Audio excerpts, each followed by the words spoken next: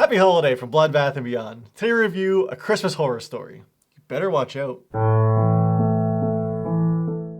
Directed by some Ginger Snap alumni, Grant Harvey, Stephen Hoban, and Brett Sullivan, starring Zoe de Grand Maison, George Buza, and William Shatner, A Christmas Horror Story is a collection of nightmarish stories as told by William Shatner, who plays our radio host.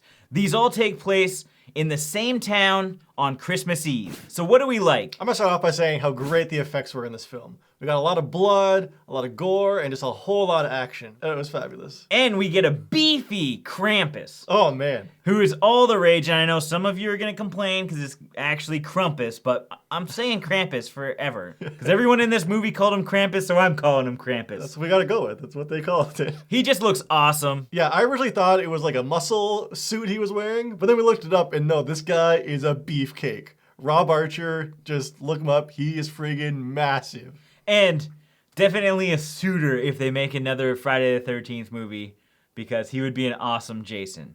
I know, I love Kane and I love Derek, but Rob needs his shot. Along with the effects, the overall production was way higher than I expected, because this was a straight to VOD, straight to DVD release, and it was shot really, really well, and the lighting was fantastic. Everything from a production and technical standpoint was great, including the acting. All of the actors involved, and I wish I could list them all because they did such a great job. They were all amazing, and they were all believable. There's not one person in this movie that I thought was coming short on their lines or acting or anything.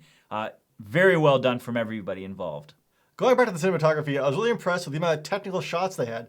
There was a lot of rack focusing going on where they play with depth of field, which adds a more cinematic feel. To go along with that, they also had a lot of nice tracking shots or dolly movements going down like long, large corridors. It just really added to the whole environment of each different story, because this is split into about 3 or 4 different stories, including the rapper. It was nice that we had big locations and we saw them all, and with the use of the cinematography. We also had some nice long takes, which was nice too, which is when the camera kind of stays on for a long time and follows somebody down a hallway and stuff.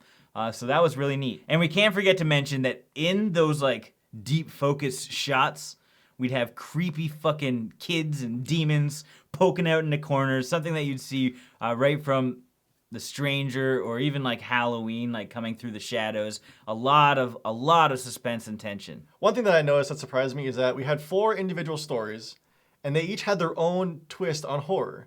We got like one with a lot of jump scares, one with a lot of high family tension, another one that was just straight up gore fest, and the other one was almost like a revenge thriller. Yeah, I think we can both agree that the best one out of all of these was Santa kicking the shit out of zombie elves. There's more segments with these zombie elves than there were the other stories, and I really wish there was a full-length movie. Yeah, I want more of this. Bring it on. Give me full length.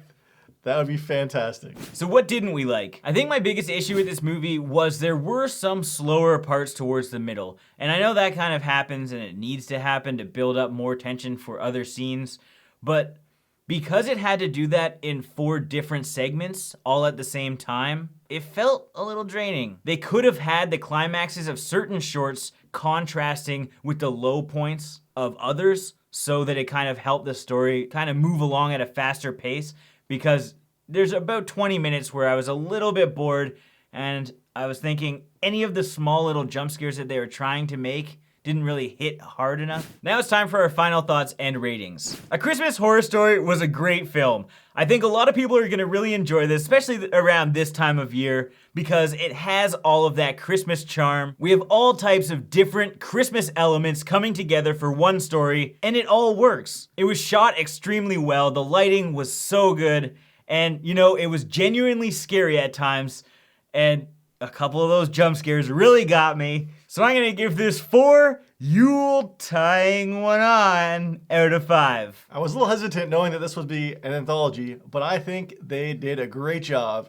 And A Christmas Horror Story was very well done. I love that they spread each story out so they kind of went on together, so it didn't actually feel like an anthology. I thought the cinematography was great, the camera work was great, and all the actors did a spectacular job. I really enjoyed how they blended Christmas in with horror, so we got all the elements of Christmas, and it really warmed my heart to see all those deaths. So with all that said, I'm going to have to give this 4 elf brains out of 5.